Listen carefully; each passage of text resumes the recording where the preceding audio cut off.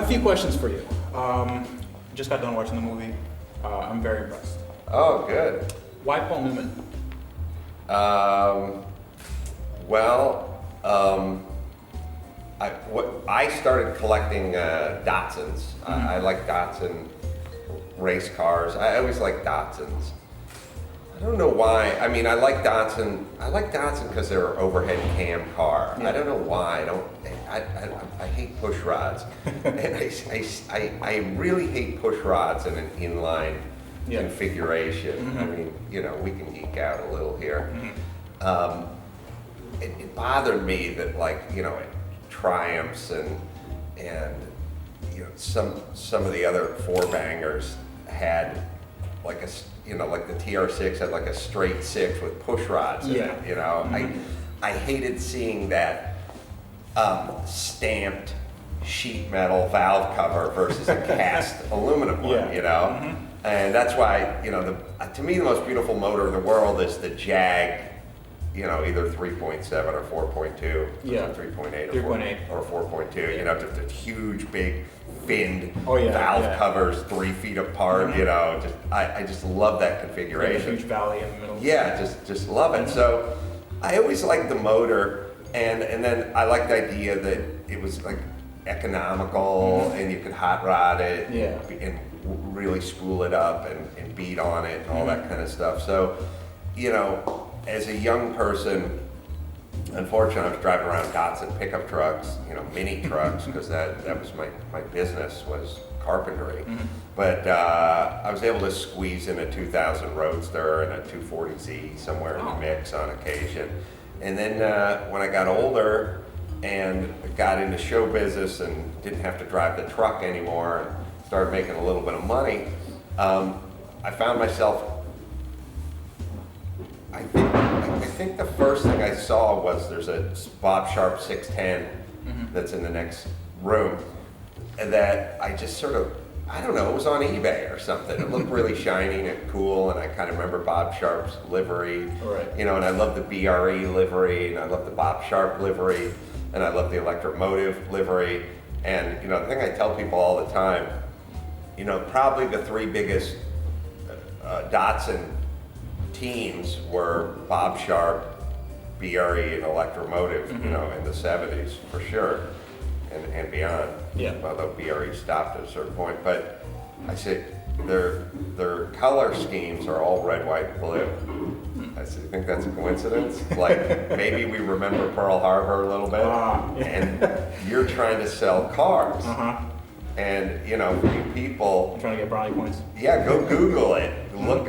I mean, they're all a different combination of red, white, and blue, and the Electromotive's a little bit off on their blue, but they're red, white, and blue, and it ain't a coincidence. Yeah. I mean, that is our flag, and they're trying to sell some, win on Sunday, sell on Monday, and it works. Put it in the right color. Oh yeah. Yeah, so there you are. You got a red, white, and blue car, and then you got a guy with blue eyes, with white hair and red cheeks, and Paul Newman climbing out of the car, and there you go. Coincidence. So I bought that Bob Sharp 610, and there's another Newman GT1 car or Trans Am car, I can't remember which. In the other room as well, sitting next to it's kind of broken down. But I saw that car online too. It was back when you could buy really cool stuff on eBay. I mean, you can. It's just a lot more expensive now. Yeah, I mean, this stuff pops up on occasion. Now it's just $9 million. But it was what I thought kind of reasonably priced, and I was like, wow, that's Paul Newman's championship car from 1985, and it's on eBay, and nobody seems to want it. And then I remember saying, how old is Paul Newman? Because, I was sort of thinking of it like an artist. Like, I'll buy this car, one day he'll be gone. It'll be like Steve McQueen, I'll have his car, and my kids, it'll pay for my kids' college, and I don't really think about it. I never met the guy, and I've always just kind of been a fan. But and someone, he was like, "Oh, he's 82," and I was like, "Oh, well, he's getting up there." I bought the car, and 6 months later, he died, and I felt horrible for bringing it up in the first place. But again, I was looking at him like an artist, you know, Right. and he is. And this was kind of his canvas was the racetrack, you know, so I had his car and I had the other Bob Sharp car and I started doing a little vintage racing in the 610 and the big Newman car kind of scared me. It's like, you know, I poked my head inside and I'd see it had like a diff cooler with an electric fan in the door of the passenger side. Like it was like, it was so mechanical and so scary. Like it's sort of like a Russian space capsule from like the 60s or something. The V8 one does not have a diff cooler or tranny cooler, I can't remember, in the door. The other one has it. The V8 one's a 280ZX and the other one's a 300ZX. Okay. And so one takes a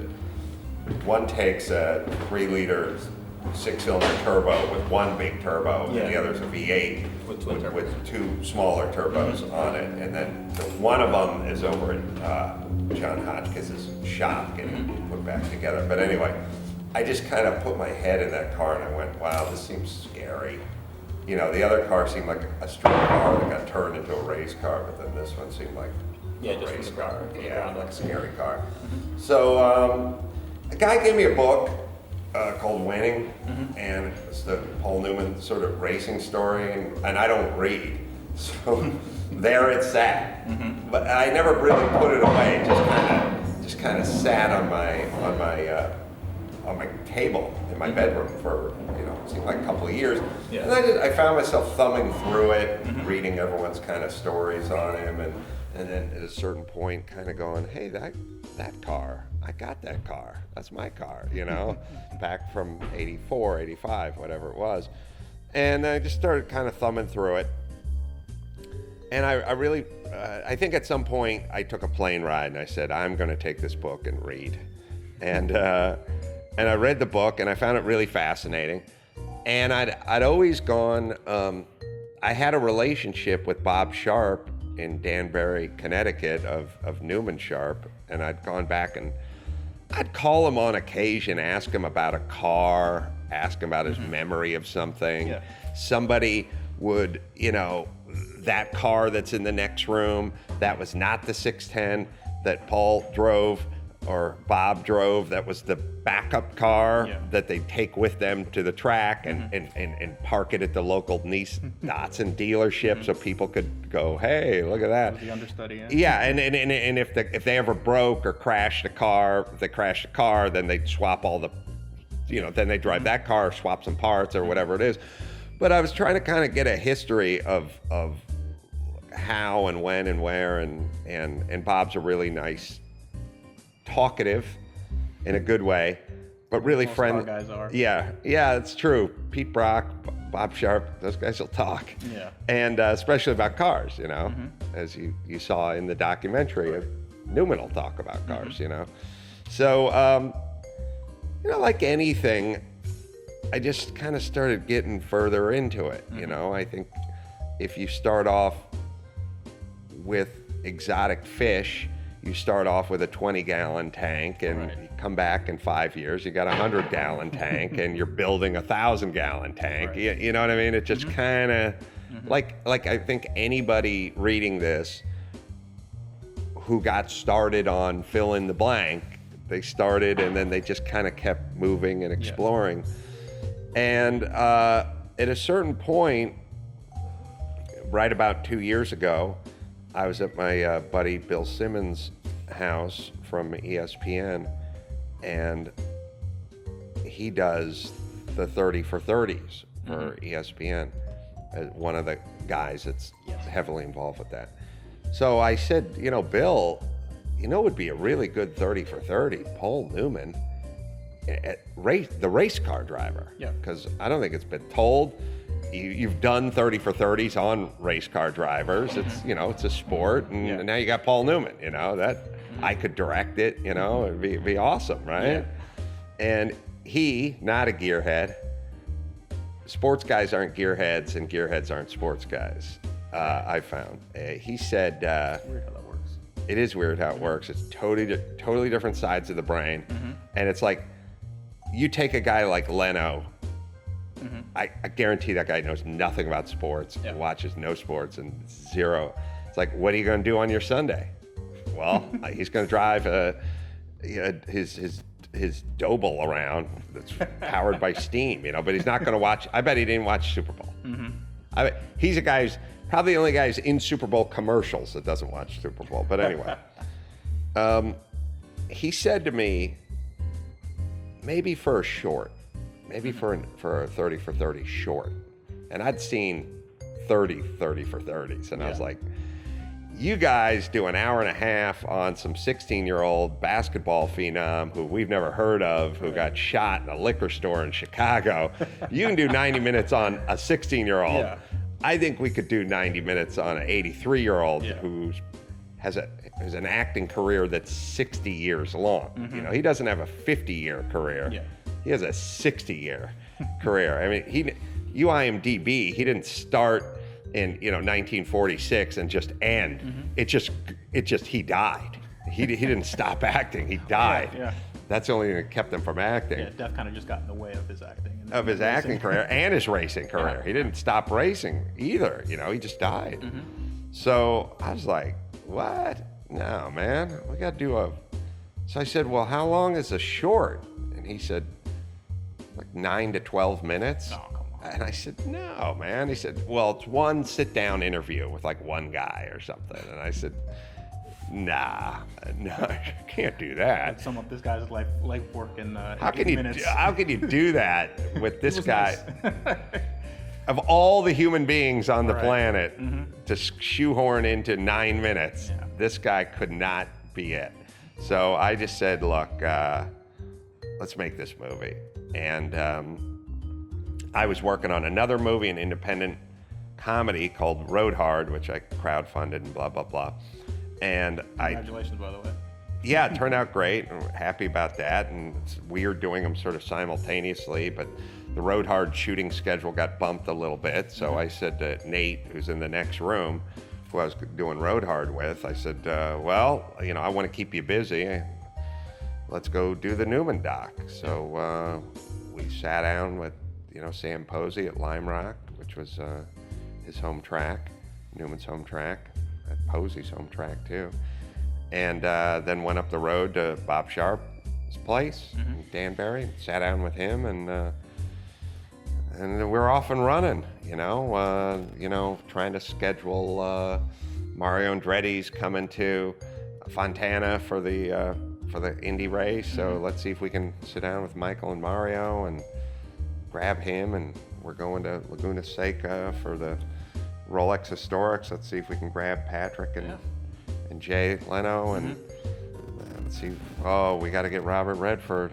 That's a tough get, man. He's a busy guy. We had to go to New York to get him, but got Redford and just started cobbling the story together. Well, in that same vein, I'll give you a little anecdote.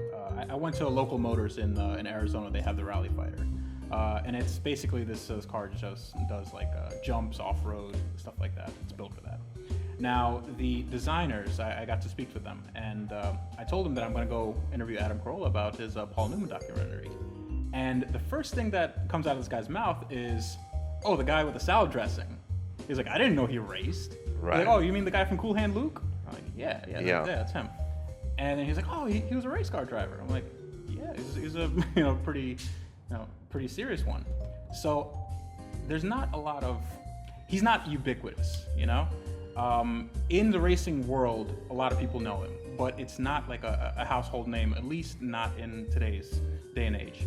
Right. How do you make, with this documentary, how do you make that, like his life and his career, kind of accessible to people without just like parroting facts?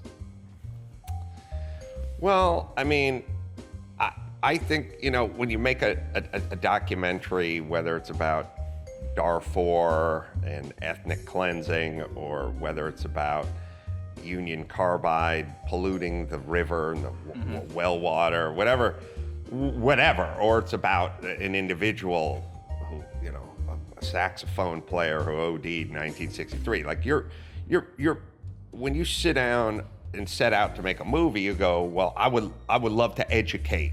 Right. So what you want is a documentarian is when you're done watching the documentary for everyone to go, whoa, I had no idea. And by the way, now I'm an expert. Yeah.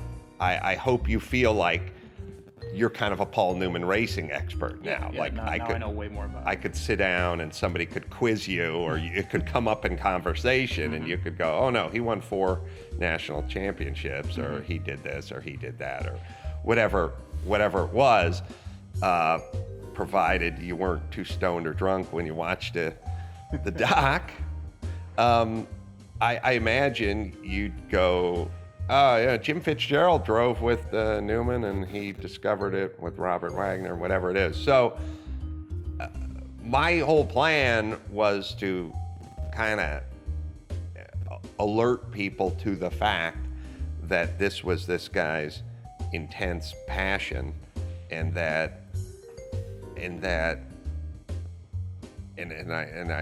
look, it's one of those things where if you did not realize how passionate Paul Newman was about race car driving and how enthusiastic he was about race car driving, then I didn't do my job.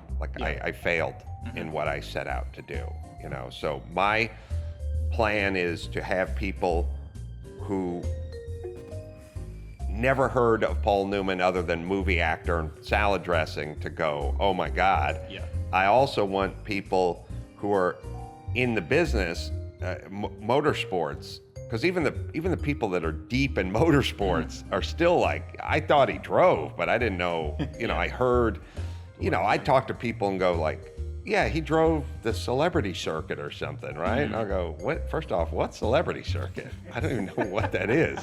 I'd like to get in on it, but there's no celebrity circuit, there's either drive or you don't, So I just hope that people watch it and just basically get coached up on how insanely passionate Paul Newman was for driving and how it surpassed his passion for acting in anything. I believe, at least that's what everyone said. And I also would like to be universal. I like, my wife has a Jewish blonde friend named Jody, and she doesn't, ironically from Detroit, but drives a Prius and doesn't know a goddamn thing about cars and doesn't care. She loves it.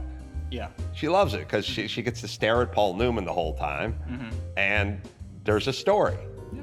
And so for me, it's like I'm happy that all the gearheads will or should enjoy it. That'll make me happy. But I would really like them to watch it with their wives. Yeah. And have their wives enjoy it as well. I watched it with my wife. I think. Yeah, it was great. I didn't know anything about Paul Newman, and it was fascinating for me to learn all these details, and it was a story that's what I cared about.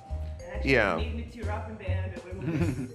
Yeah, it's kind of moving, and it's a story. You just want the story. You don't have to be a gearhead. And by the way, you don't have to be a fan of Darfur to watch a Darfur documentary or even have lived there or spent time there. It's sort of stupid. It's naive to think I need to be, I can't watch a documentary on a jazz musician because I don't play the jazz clarinet. Right. It's like, no, of course not. Nobody does. That's why you watched a movie. Exactly. So it's like, it's sort of stupid to think, well, I'm not a gearhead, so I'm not down with this. Well, any documentary you watch, you're not down with that. You watch it and you learn about it. Well, that actually came up in Senna, another good documentary. Well, the differences between this one and something like Senna is that with Senna, it was a bit like the Titanic sinking. In the movie Titanic, you knew at the end it was gonna sink, and that was a big thing. Senna died racing, and you knew that was coming up. But Paul Newman, this was more about his entire life. And he got, he died of lung cancer. But with Senna, it was more like a dream deterred, and this was like a dream realized. What could a man do with his life if he just didn't say stop? So, yeah, I'm really glad you saw it that way. I found this film and Newman to be like inspirational. yeah. You know, and I have said that I really hope that any parent would show this to their young son or daughter and go, see what you can do if you really put your mind to it, Right. but you got to humble yourself and you got to work. Yeah.